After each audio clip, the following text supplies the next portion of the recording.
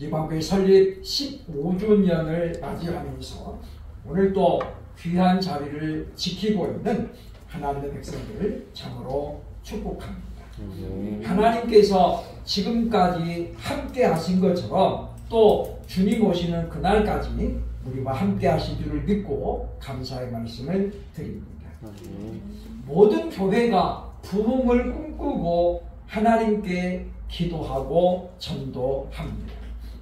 그러나 오늘날은 참으로 이 복음의 위기의 시대를 맞았기 때문에 우리가 기도하고 전도해도 그만큼 열매가 맺어지지 않는 그런 시대를 우리가 지금 살아가고 있습니다. 그래서 많은 교회들이 하다가 지치고 또 많은 주회종들이 하다가 이제 포기하는. 어제 제가 이제 운동하러 나갔다가 들어가는데 어떤 분이 전화를 했습니다. 교회 내놓으셨나요? 전화를 2번째를 제가 받았는데 교회 안 내놨습니다. 그랬더니 교회 내놨다고 뜬다는 거예요. 그래서 어디 뜹니까? 그랬더니 사이트를 알려주는 거예요. 제가 가가지고 이제 확인해 보니까 2019년도 7월에 우리가 교회를 내놨잖아요. 그 전에. 근데 어떻게 그게 아주 그냥 저 밑에 막 몇 번 이렇게 해가지고 넘어가야 있는데 그걸 어떻게 찾아주시나. 그래서 참 그건 정성이 대단하다. 그래서 제가 일단 찾아서 이제 삭제를 하면서 궁금하잖아요. 그죠? 요즘 또 어떤 상황인가 봤더니 교회 임대가 굉장히 많이 나와 있어요.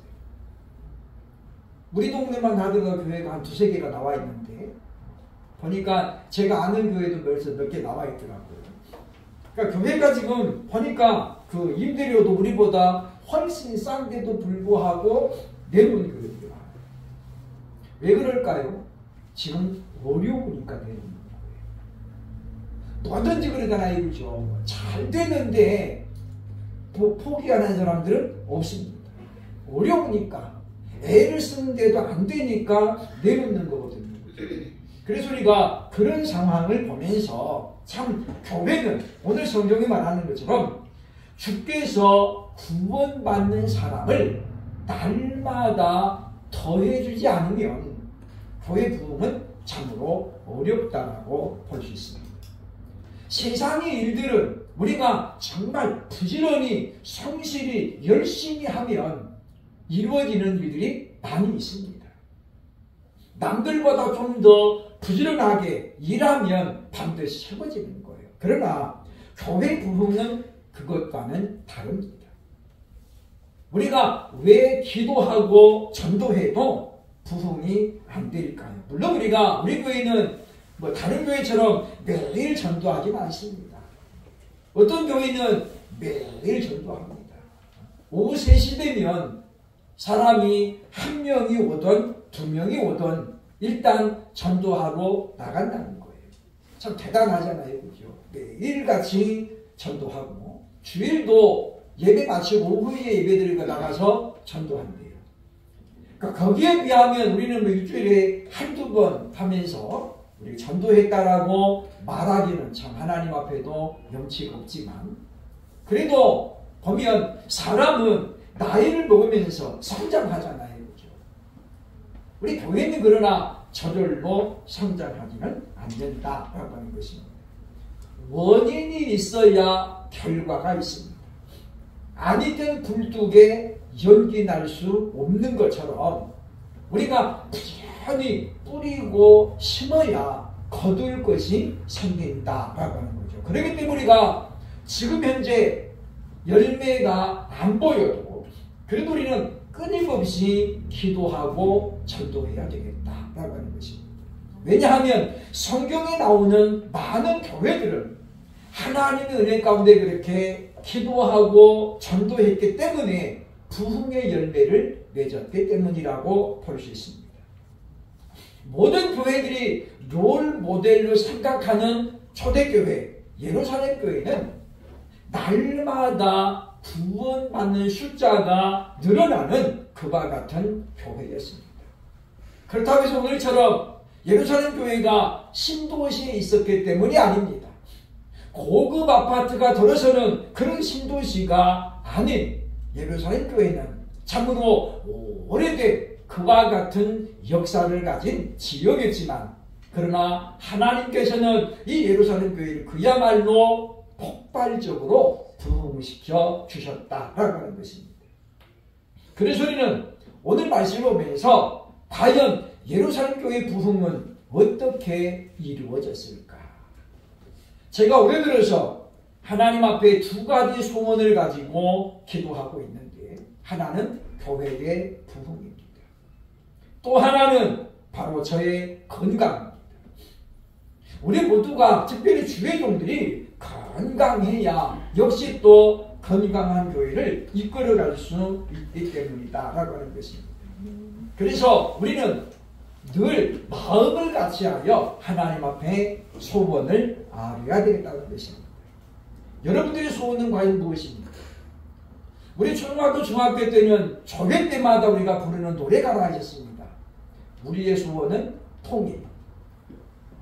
지금은 뭐 아예 그런 거 안 합니다만은, 예전에는 조회 시간 되면은 꼭 국기에 대한 맹세, 그리고 또 보면 우리의 소원은 통일이라는 노래를, 그렇게 마치 무슨 그 노래를 많이 불러야 통일이 되는 것처럼 그렇게 불렀던 시절이 있습니다.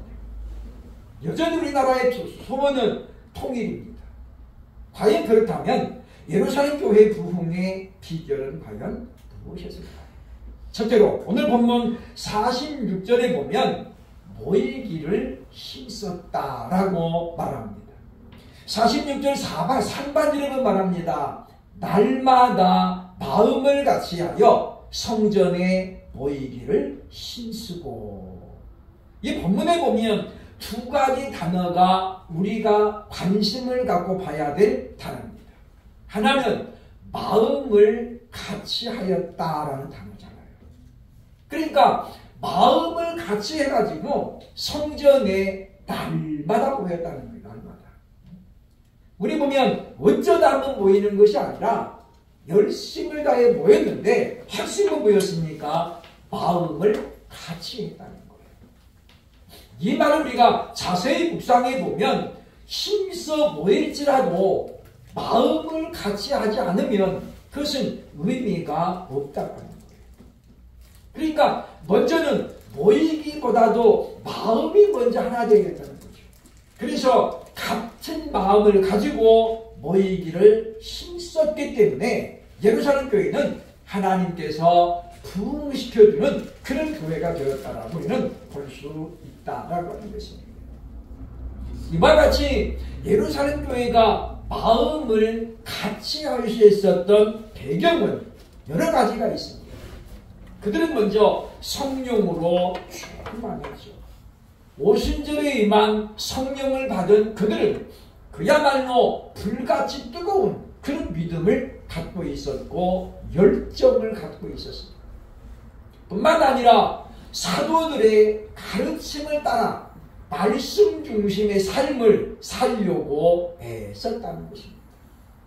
그래서 사도들이 전하는 말씀을 늘 그들은 마음에 다스리며, 오늘 성경 보면 2장 42절에 보면 이렇게 말합니다. 그들이 사도의 가르침을 받아라고 말하죠. 사도의 가르침을 받았다는 말은 무슨 말이냐면 하나님의 말씀을 받았다는 거예요. 그리고 그 말씀을 마음에 새기고 그 말씀을 지키려고 애를 썼기 때문에 이들은 바로 성령이 충만할 수 있었다라고 하는 것입니다. 뿐만 아니라 그렇기 때문에 이들은 마음을 같이 할 수 있었다라고 오늘 말씀해주고 있다고 하는 것입니다. 그러므로 우리는 무엇보다도 우리가 마음을 하나로 모으는데 열심을 내야 되겠다라고 하는 것입니다.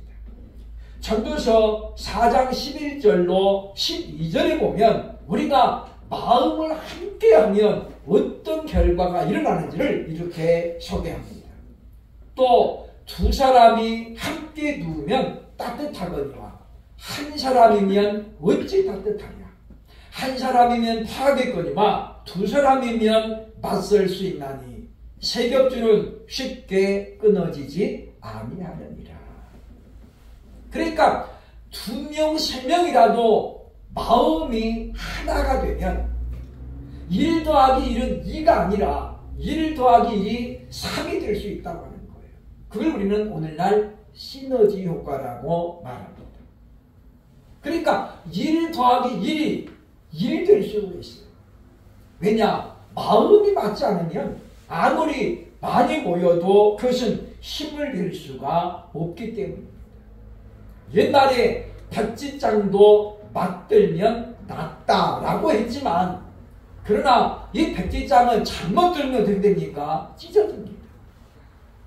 한 사람은 동쪽으로 가고 싶어하고 한 사람은 왼쪽으로 서쪽으로 가고 하면은 그 뭐예요? 그대로 그냥 찢어지는 거예요. 그렇기 때문에 우리가 모였다고 해서 힘이 되는 것이 아니라 어떤 마음을 가지고 모이는가가 훨씬 더 중요하다고 볼 수 있습니다. 그럼 우리가 기도할 때에 우리는 마음을 같이 하여 왜 교회가 부흥해야 하는지 그것부터 우리가 하나님 앞에 아뢰는 소리가 기도해야 되겠다라고 하는 것입니다.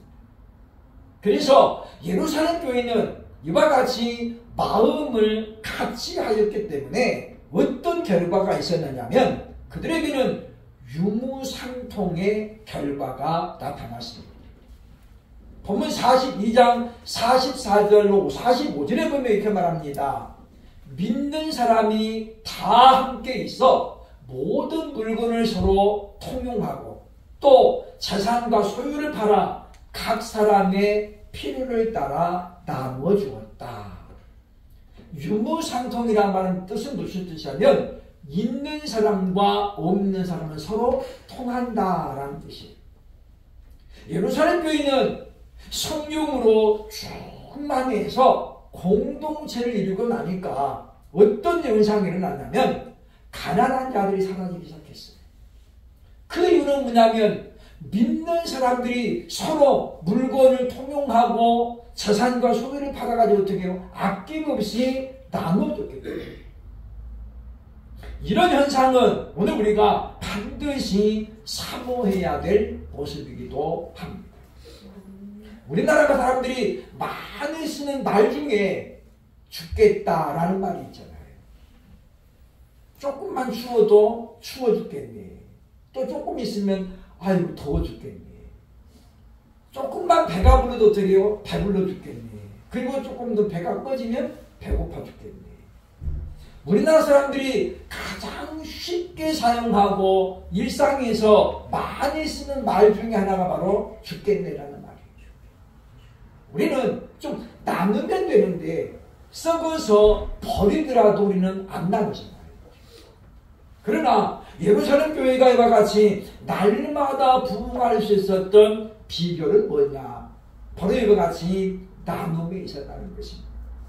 그것은 그들이 자신의 것을 자신의 것이라고 주장하지 않았기 때문이다.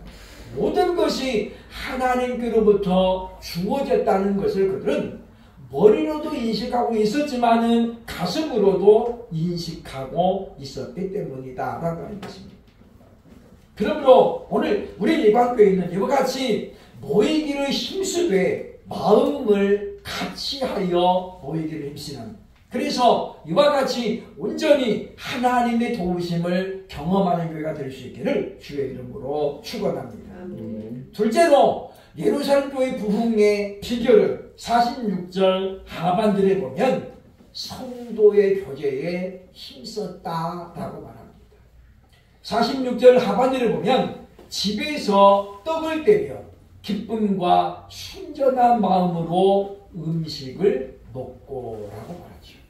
그러니까 날마다 마음을 같이 하여 성전에 모이고 흩어지면 뭐 했다는 거예요? 집에서 떡을 깨며 기쁨과 순전한 마음으로 음식을 먹었다. 이게 뭐냐면 오늘날 말하는 소그룹입니다. 그러니까 성전에서는 많은 사람이 모여서 거기서 받은 은혜를 집으로 돌아와 가지고 어떻게 해요? 소그룹으로 모였다는 거예요. 그리고 오늘 본문에 보면 기쁨과 순전한 마음, 깨끗한 마음으로 교제했다는 거잖아요.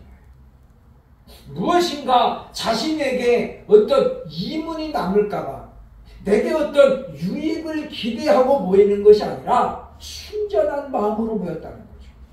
그리고 서로 성도의 교제에 힘썼다라고 말씀하고 있습니다. 예전에 제가 말씀드렸습니다마는 어떤 카센터를 차리게 된 한 사람이 있었습니다. 참, 카센터를 차리기까지 물론 이 사람이 얼마나 많이 애썼겠습니까? 남의 밑에서 오랫동안 기술도 배우고 돈도 모으고 그래가지고 어렵게 카센터를 세웠어요. 이 사람이 작은 교회를 다녔는데 자기가 카센터를 세우면서 이제 큰 교회로 옮겼어요. 그래서 제가 물어봤습니다. 왜 교회를 이렇게 옮겼습니까? 그랬더니 이제는 자기가 사장이 됐잖아요. 손님들을 확보해야 되는데 우리 교회는 너무 조그만해가지고 성도들이 다 그 동네 사는 것도 아니고 그래가지고 장사에 도움이 안 된다는 거예요. 그래서 큰 교회를 옮겼어요. 그리고 제가 이제 몇 년 지난 다음에 한번 가봤습니다. 손님이 많습니까? 그랬더니 아니래요. 왜요? 큰 교회에 갔더니 카센터 사장이 자기 말고도 벌써 여러 명이 있는 거예요. 왜 안 그러겠습니까? 성도들이 300명만 돼도 교회 안에 여러 개 직업이 다 있습니다. 의사도 있고 300명쯤 되면 사장은 그냥 흔한 것 중에 하나예요. 그러니까 우리가 그걸 보면서 오늘날 많은 사람들이 교제를 자신의 어떤 유익을 추구하는 것으로 자꾸만 변질시킨다고 합니다. 그러나 예루살렘 교회는 어떻습니까? 그런 마음이 없었다는 거죠. 그들은 모이면 기쁨으로 교제하고 그리고 순전한 마음으로 음식을 먹었다는 거예요. 정말 우리가 안부 하나를 물어봐도 정말 염려하는 마음 또 함께하고 싶은 그런 마음을 가지고 교제했다라고 말하고 있습니다. 많은 사람들이 사랑의 공동체인 교회를 향해서 사랑이 식었다고 말합니다. 목사의 한 사람이 저도 그것을 굳이 부인할 수가 없습니다. 왜냐하면 사랑이 많이 식었기 때문이라고 볼 수 있습니다. 독산동에 있는 모 교회, 예배당이 좀 규모도 있고 그런 교회 목사님이 어느 날 우리 성도들이 정말 얼마나 서로를 사랑하고 위하는가 그래서 궁금했어요. 확인하고 싶었습니다. 설교에 앞서서 이분이 얘기합니다. 여러분 기도해 주세요. 제가 뜻밖의 질병이 하나 발견됐는데 장기 이식을 받아야 살 수 있답니다. 그러면서 여러분 저를 사랑하시지요? 성도들이 침묵하면서 예 그러더라는 거예요. 이분이 새 깃털을 하나 좀 꺼내가지고 들고 그랬답니다. 이 깃털을 제가 던져서 누구에게든지가 떨어지면 그 사람이 장기 이식을 해줄 줄로 믿습니다. 그렇게 하고 이제 거리가 있잖아요, 그죠? 그래서 이렇게 띄워 버렸다는 거예요. 그리고 이제 설교하기 전에 기도하잖아요. 기도하겠습니다. 기도해야 떨어지잖아요. 목사님이 아멘 했는데 그 깃털이 어디 있겠어요? 공중에 계속 떠 있는 거예요. 기적이 일어난 거지, 그죠? 왜 기적이 일어난 거예요? 사람들이 자기에 올라가면 불어가지고 목사님이 기도 끝났는데 계속 떠다니는 거예요. 그래서 목사님이 그랬답니다. 여러분 제가 농담을 해봤습니다.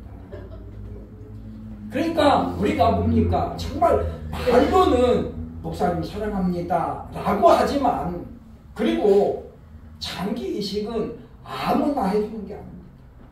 해주고 싶어도 맞는 확률이 그렇게 높지 않잖아요. 하물며 남인데 떨어지겠어요. 그리고 권사님한테 떨어지면 해주고 싶어도 못해요. 장로님한테 떨어져 나이가 많으면 병원에서 안 해줘요. 근데 우리가 보면 그런 걸 보면서 과연 우리가 얼마나 모순되고 있는가. 디모데후서 3장 1절로 4절에서 바울은 마지막 때가 되면 나타날 현상들을 이렇게 우리에게 알려줍니다. 너는 이것을 알라. 말세에 고통하는 때가 이르러 사람들이 자기를 사랑하며, 제일 먼저 하는 뭐예요? 자기를 사랑한다는 거예요. 물론 우리가 자기를 사랑하는 것이 나쁜 게 아닙니다. 당연히 사랑해야죠. 근데 문제는 그 다음에 나와요. 돈을 사랑하며 자랑하며 교만하며 비방하며 부모를 거역하며, 자기는 사랑하는데 자기를 낳아준 부모는 거역한다는 거예요. 그리고 뭡니까? 감사하지 아니하며, 거룩하지 아니하며, 선한 것을 좋아하지 아니하며, 배신하며, 뒤통수 친다는 거잖아요. 또 조급하며 자만하며 쾌락을 사랑하기를 하나님 사랑하는 것보다 더하며 라고 마지막 시대의 특징을 이렇게 설명하고 있습니다. 세상을 보면 이 말씀이 지금 이루어지고 있음을 우리는 분명히 확인할 수가 있다고 하는 것입니다. 성도의 교제는 서로의 어떤 유익을 추구하는 자리가 아닙니다. 우리가 모여서 정말로 저 사람에게 지금 무엇이 필요한가, 저분에게 어떤 기도 제목이 있는가, 우리가 무엇을 놓고 기도할 것인가를 나누는 시간이 바로 성도의 교제 시간입니다. 어떤 분은 지난주에 세미나 갔더니 그런 말 합니다. 한국교회가 앞으로 두 가지 특징을 가진 교회만이 살아남을 것입니다. 하나는 말씀 중심의 교회입니다. 또 하나는 그 말씀을 붙들고 소그룹이 잘 되는 교회는 살아남을 것이다 라고 얘기합니다. 그 목회자를 연구하는 그 설문조사에서 이런 질문을 던졌다고 해요. 30년 뒤에 우리 교회가 여전히 남아있을까요? 라는 질문에 33%가 우리 교회는 그때쯤이면 없어질 것 같아요 라고 얘기했대요. 33%. 굉장히 충격적인 결과입니다. 물론 그 대상이 어디였겠습니까? 보면 작은 교회들이죠. 우리가 물론 우리 자체가 지금 소그룹입니다만은 우리는 이 작은 교회의 특징을 잘 살려서, 그래서 우리가 경쟁력을 키워나가야 되겠다라고 하는 것입니다. 하나님께서는 사도 바울을 통해서 교회의 본질을 우리에게 이렇게 알려줍니다. 로마서 12장 15절 보면 교회는 무엇이냐?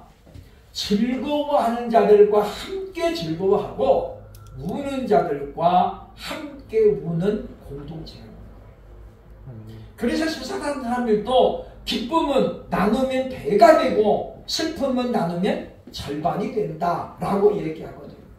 그러니까 바울은 지금 로마서 교회를 보면서 교회는 뭐냐면 즐거워하는 자들과는 함께 즐거워하고, 그리고 뭐예요? 우는 자들과는 함께 울어주는, 그것이 진정한 교회라고 우리에게 말씀해주고 있다고 하는 것입니다.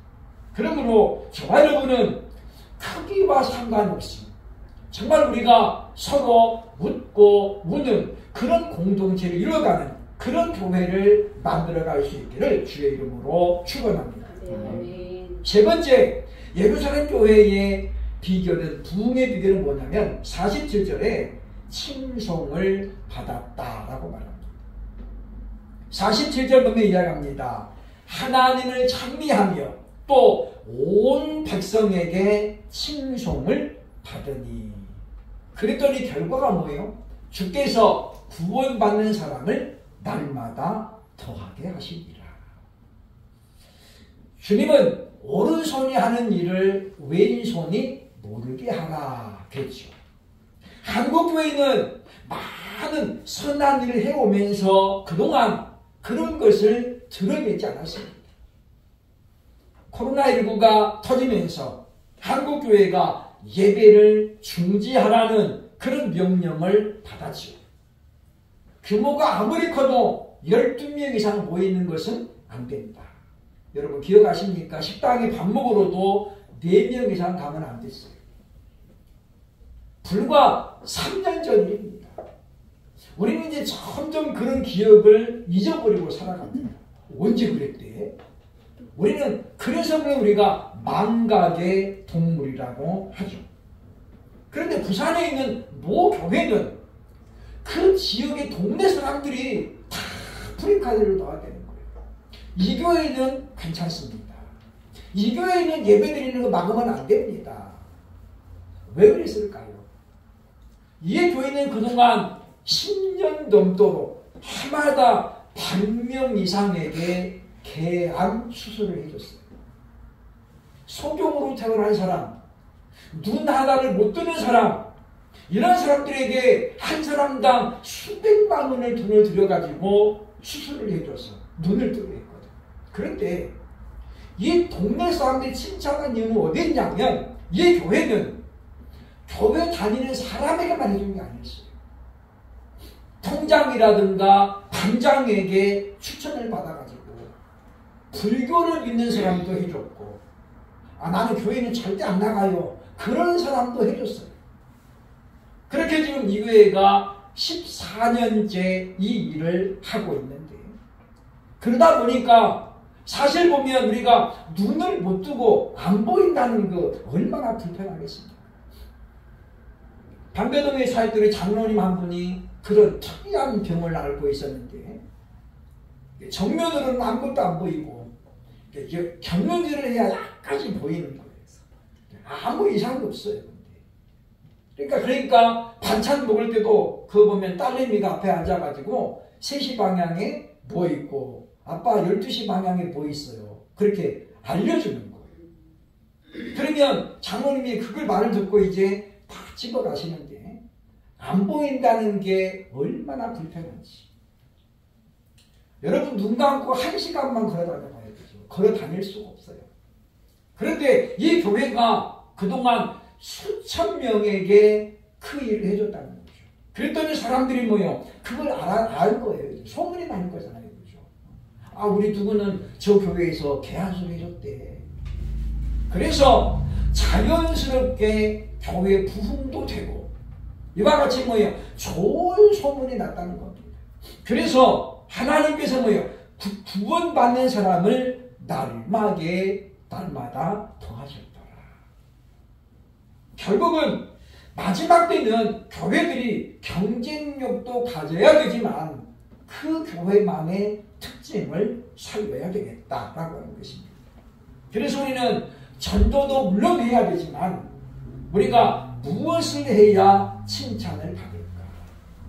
참 우리 동네에 저 교회가 생긴 건 우리 복이다 라는 말을 우리가 들으려면 과연 어떻게 해야 되겠는가 그 말. 지금은 많이 약화됐습니다만 예전에는 예배당을 지으면 집값 떨어진다고 동네 사람들이 데모했던 적이 있었습니다. 대표적으로 강남에도 그렇습니다. 예배당에 들어오면 집값 떨어진다고 얼마나 많이 그랬습니다. 그러나 지금 강남을 보세요. 집값이 떨어졌나요? 엄청나게 올랐잖아요. 엄청나게 올랐어요. 사람들은 일종의 편견을 가지고 바라봅니다. 편견을 가지고. 사람마다 다양성이 있는데 불구하고 하나의 잣대를 가지고 들이댔다는 거잖아요. 그래서 우리가 그런 것들을 바로잡으려는 노력도 있어야 되지만 반대로 보면 우리가 그만큼 인정받는 신앙을 해야 되겠다라고 하는 것입니다. 교회 부흥은 우리가 부지런히 또 열심히 된다고 해서 되는 것은 아닙니다. 물론 어느 정도는 될 수 있습니다. 그러나 오늘 성경은 말합니다. 주께서 구원받는 사람을 날마다 더하게 하셔야 부흥은 이루어진다고 하는 것입니다. 그러므로 우리는 이와 같이 칭찬받는 교회, 칭찬받는 저와 여러분이 되기 위해서 과연 어떻게 해야 될 것인가를 다시 생각하고, 예루살렘 교회에서 우리가 정말 우리가 서로 사랑하고 교제하고 나누면 됩니다. 그래서 장로제광교회가 칭찬받는 교회, 그리고 저와 여러분을 통해서 교회 부흥이 이루어지는 것을 경험하는 그런 교회가 될 수 있기를 주의 이름으로 축원합니다. 아멘.